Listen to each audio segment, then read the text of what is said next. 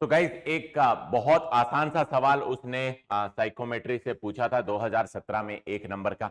दो देखा जाए तो यह सवाल कंप्लीटली मतलब करेक्ट स्टेटमेंट नहीं था, बट स्टिल अगर आपको पता होगा थोड़ा सा भी साइकोमेट्री के बारे में तो आप इसको आसानी से कर लेते। कहता है moist air at 35 degree centigrade and 100% relative humidity is entering a psychometric device and leaving at 25 degree centigrade and 100% humidity. So let's say अगर मान लो मैं साइकोमेट्रिक चार्ट बनाता हूं, तो साइकोमेट्रिक चार्ट पे ये प्रोसेस जो होगा ये आपको कैसा दिखेगा। तो आपको पता है this is how the psychometric chart will look like. ये आपका 100% ह्यूमिडिटी होता है, so phi is equal to 100%। Okay, so वो कहता है कि आपकी एयर जो पहले एंटर कर रही है that is entering at 35 degree centigrade and relative humidity. Okay, और उसके बाद में जब लीव करती है then it is leaving at 25 degree centigrade and relative humidity. इसका मतलब जो आपका प्रोसेस चला होगा वो प्रोसेस आपका कुछ ऐसे चला होगा। Is it clear? It is entering here and it is leaving air. तो नाउ इफ यू सी इस पूरे प्रोसेस के अंदर क्या हो रहा है, इस पूरे प्रोसेस के अंदर if you see the humidity और the specific humidity, okay, omega 1, this is your omega 1, this is your omega 2.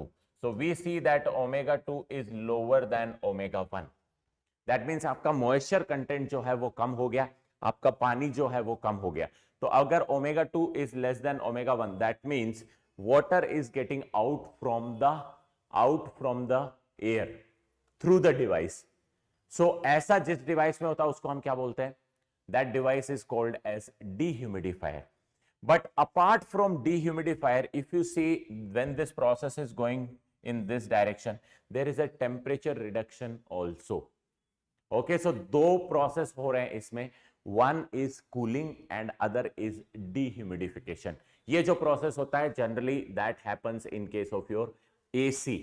घरों में जो AC होता है उसमें temperature भी कम होता है, humidification भी कम होता है। ठीक है, तो अब अगर आप देखोगे तो ये प्रोसेस जो होता है this process is known as dehumidification. ठीक है, dehumidification. But dehumidification can happen by two methods. Dehumidification can happen like dehumidification, complete dehumidification, okay, temperature remaining constant, and then this is how you can do dehumidification. Okay, then the second process in this will be the cooling. This cooling will be called as sensible cooling. Okay, so ये दोनों जो है ये this is a combined process of sensible cooling and dehumidification. But यहाँ पे जो आपसे question पूछा है ये मल्टीपल चॉइस क्वेश्चन है, और मल्टीपल चॉइस क्वेश्चन में पहला ऑप्शन दिया है ह्यूमिडिफायर।